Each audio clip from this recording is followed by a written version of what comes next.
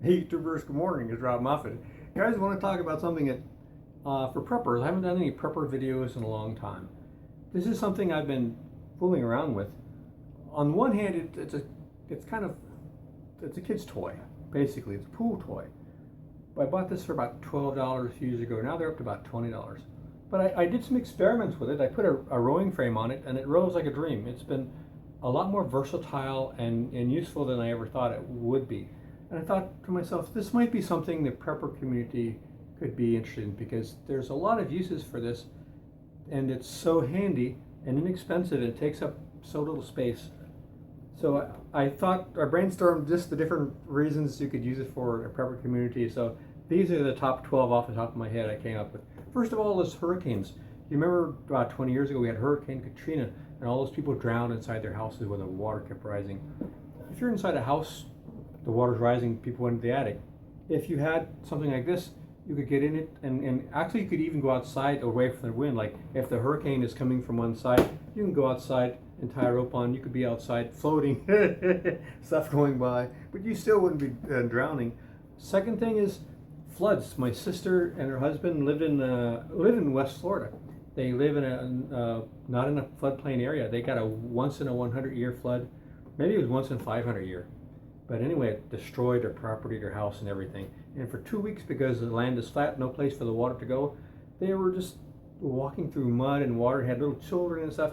If you have a couple of these, it's easy to put the children in and carry out to the car wherever dry land. So it's for flooding. You never know what's going to happen. These last a long time inside the house. You know, they don't rot that easily if they're kept away from the sun.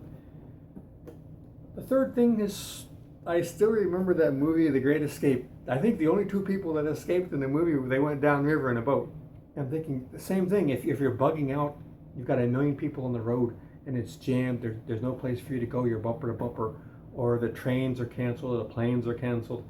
But if you have a river where there's a flow, or even a canal and there's a flow, you don't have to paddle. You could just get in the boat and just float away from wherever you're at, and it's a good avenue of egress. You know, it's a good way to get out of town maybe other people aren't using, so it's something to think about. Another thing is, this is so small, it fits underneath the front seat of your car or on the back of a bicycle. If you use a really small folding bicycle, you could actually carry it inside your boat. So you could go someplace on the bicycle, get to where there's a river, lake, canal, put your bike in the boat and take off. The other thing is, we're fortunate in North America, there's so many freshwater streams, rivers, canals, ponds, lakes, and many times these water areas have islands. Not too big sometimes, but still, with a small boat like this, you can explore places you don't normally have an ability to explore, and you can find out if there something you might want to think about in the future to go to until things whatever are happening. I don't know, but it might be good to have other places you can go that people don't know about or think about because there's no place to get to them unless you have something like this. Something else that's handy is if you're building a camp, this holds over 250 pounds. A 12-year-old can pull it with a rope along shore. So if you had to haul stuff a long way and you were near water, if you can walk along the shoreline, you can carry a large amount of material in something like this. Also, it's good for food foraging. If you have a throw net, you can pull your little boat behind you and put whatever you catch in the boat. You do have to be careful. The plastic on this is almost unusable, it's so thin. But you can get around that by putting a tarp around it and so on. Something else I thought about just recently is you could make this into a solar still. If you have some clear plastic, put like salt water in the boat and put a container in the middle and the plastic over the top and put something heavy so the plastic bends down, it's concave, and then all the condensation will collect on the underside of the plastic and drip down into your container. If you have a little piece of tubing, you could put down into your container and just suck out the fresh water. You wouldn't have to be constantly opening and closing it. So you could make your little inflatable into a rather large solar still inexpensively because you can get sheeted clear plastic for practically nothing. So I don't think many people have thought about that. But because it holds water, you can make it into a bathtub, which don't underrate having a bath. It makes you feel like a new person. You've been out camping and stuff for a long time. Shower in a bath, man, you feel great.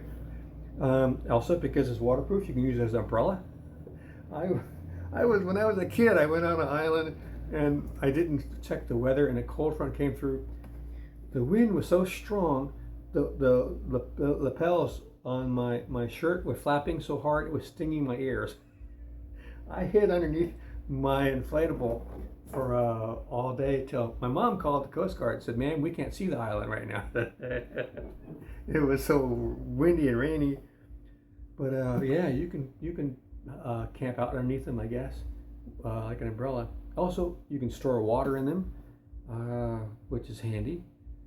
And finally, if you're in an urban area and there's no place to sleep, if you can find some water someplace, you can get in there and anchor offshore with a big rock, and you can sleep in them. I've never slept in one. I'm saying you can do that. I don't know why you couldn't, but be like a waterbed. So those are my like dozen different things I could think of off the top of my head. Why these little $12 to $20 inflatables might be handy for the prepper community. So you want to think about it. Also, leave your comments what you think they might be useful for, and if they're constructive and not too harsh on me.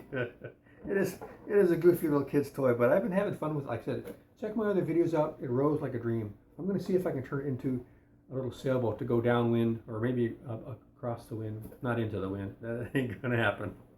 But it'll be something fun. Go upwind with the oars and back with the wind, so it'll be fun. It's underneath your car. All right, guys. Putting on new videos every week. Been doing it for 14 years. Got almost 1,000 videos. Bunch of cool people I feature on my channel. No release me, Dave Knight anyway, down at the bottom of my channel. And like I said, a bunch of playlists. And you never know what you're going to find on my channel. All right, guys. Take care. See you out there.